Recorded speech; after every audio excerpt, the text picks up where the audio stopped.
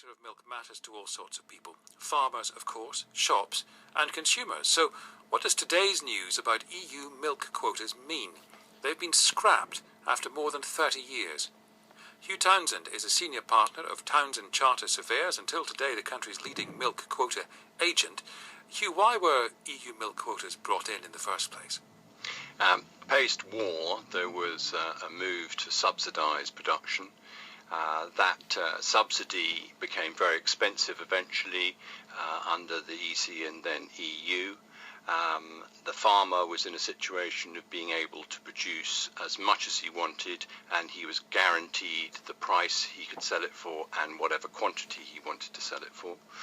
Milk quotas were introduced in a clever way to control that, because milk lakes were produced, grain mountains were produced, and the EU budget was being strained.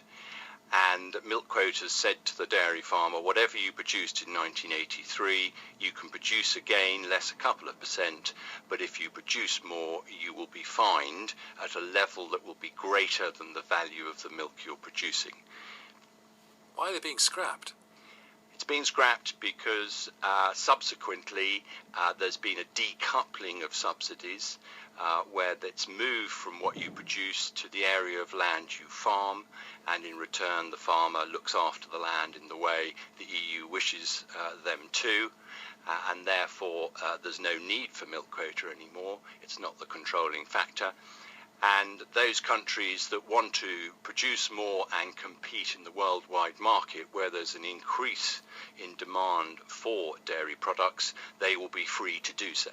Does this mean that for UK farmers this is potential boom time? If they can make and sell more milk, then they're quids in. Does it work like that? It can do, and I mean the optimist would say this in the long term could be good news, so that we can export more and take a larger share of the worldwide market.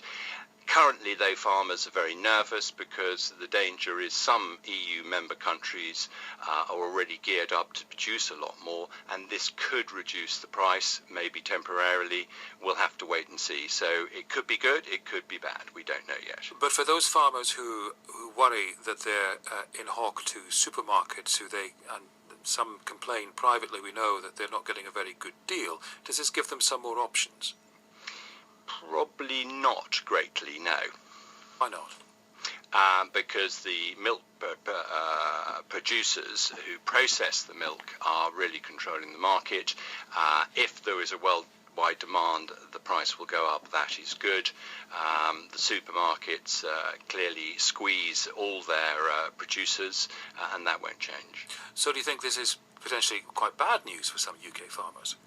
It could be for those that are very inefficient if the milk price is further under pressure. It's very low at the moment. It's cyclical. It can go up and down.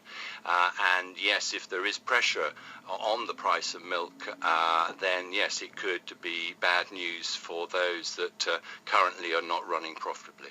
And Hugh, I introduced you as being from the country's leading milk quota agent. If there are no milk quotas, what are you going to do? Well, fortunately, we've become now the leading agent in entitlements under the basic payment scheme, which effectively was the decoupling and the new subsidy that is now paid on an area basis. So you're going to be all right. Thank you for your concern. We're okay. Thank you.